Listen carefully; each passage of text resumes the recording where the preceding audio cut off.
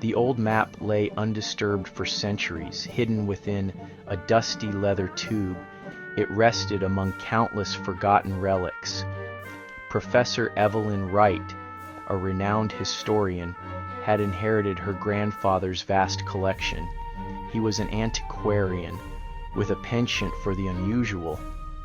She'd spent weeks sifting through his possessions.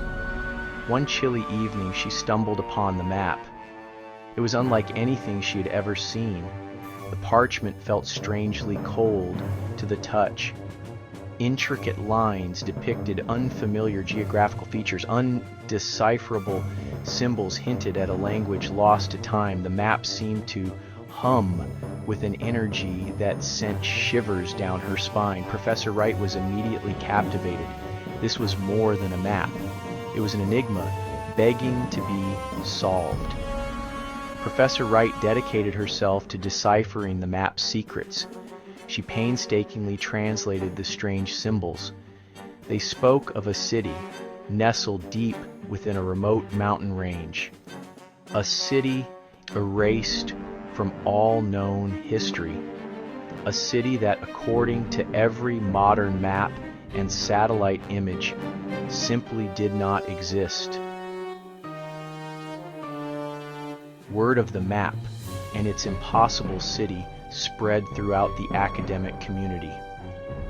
Dr. Liam O'Connell, a celebrated archaeologist known for his adventurous spirit, heeded the call. He saw in Professor Wright's discovery the potential to rewrite history. They assembled a team of the best and brightest in their fields. Cartographers, linguists, and survival experts joined their ranks, united by a thirst for the unknown. The team meticulously studied the map, cross-referencing its details with satellite images and geological surveys. Yet the location remained frustratingly elusive. The terrain depicted by the map seemed at odds with the modern-day topography. It was as if the land itself had conspired to keep the city a secret. Despite mounting skepticism from their peers, Professor Wright and Dr. O'Connell remained resolute. They were determined to find the lost city. They believed the map held the key to unlocking a chapter of history previously thought lost forever. Little did they know the journey would test not only their intellect, but their courage and sanity as well. Their expedition began at the edge of a remote mountain range, located in a region shrouded in local legends and whispered tales. The rugged terrain resisted their every step. Guided by an ancient map, they pressed onward. The landscape grew increasingly alien. Towering trees formed a dense canopy. The air grew heavy with the scent of damp earth. The map led them through dense jungles and across ravines. They felt a sense of encroaching isolation. After weeks of arduous travel, they stumbled upon a hidden valley. It was shrouded in an unnatural mist. The air hummed with an unsettling energy. The vegetation took on strange, almost alien forms. As they descended into the valley, the whispers began. Faint at first, like the rustling of leaves. They grew steadily in intensity. The team grew visibly uneasy. The first disappearance happened at nightfall. One moment, young Thomas was there. The next, he was gone. As days turned into nights, the disappearances continued. One by one, members of the expedition vanished into thin air, swallowed whole by the mist and the whispers. Each loss chipped away at the team's dwindling morale.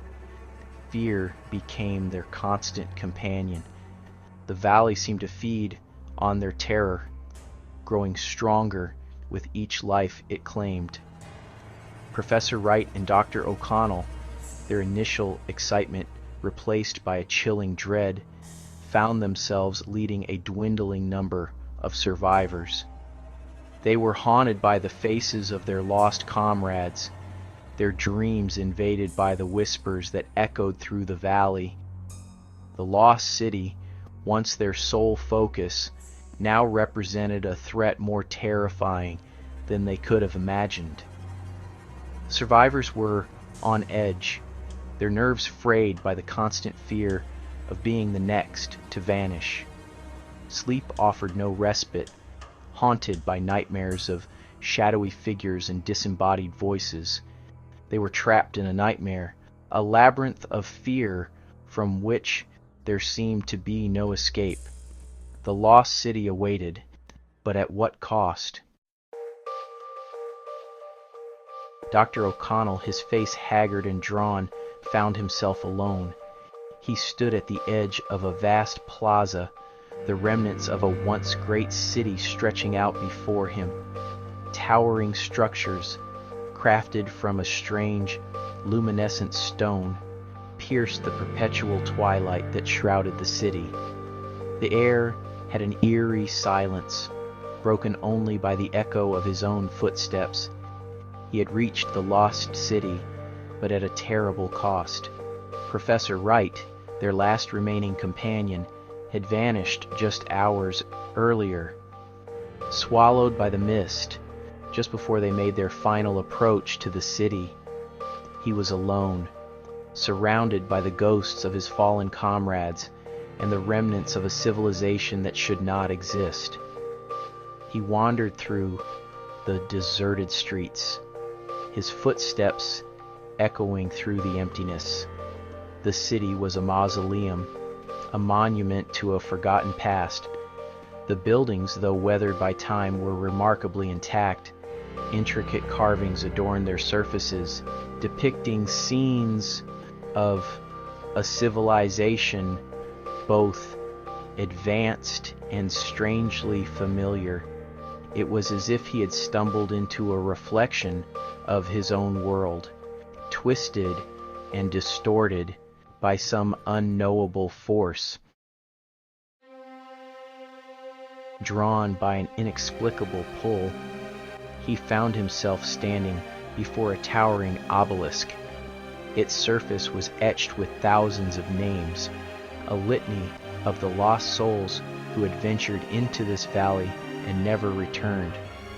As he ran his fingers over the weather-beaten inscriptions, he came across an anomaly.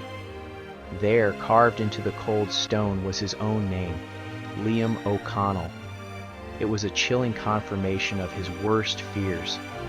The city knew his fate, had perhaps orchestrated it from the very beginning. He was not an explorer, but a prisoner. This city, this monument to the forgotten, was to be his tomb. The weight of his discovery pressed down on him, threatening to crush his sanity. His name on the obelisk was not the end of the inscription. Below his name, etched in a hand he could only describe as his own, was a date exactly 1 year in the future. The city had not just claimed his past, it had laid claim to his future as well. Dr. O'Connell awoke with a gasp. He was lying on the cold ground, the taste of dirt in his mouth. The jungle around him was silent, save for the chirping of insects. He was back where he had started, at the edge of the valley. He stumbled back to civilization, a changed man. He returned to his life, but the valley never truly left him. The lost city was out there, hidden in plain sight. Cold air filled her lungs as Professor Wright jolted upright. She was in her grandfather's study, and the valley was gone. Then she saw her grandfather's leather-bound journal. As she leafed through the aged pages, a small folded piece of parchment slipped free. It was the map that had led her to the valley. The map was more worn than she remembered. The professor's blood ran cold. The lost city, it seemed, was not finished with them. Its secrets and its horrors were destined to be passed down through generations. The map led them to the unknown, and now it has led you here. Will you turn back or uncover the next secret? Subscribe before your name appears on the obelisk. The lost city is watching.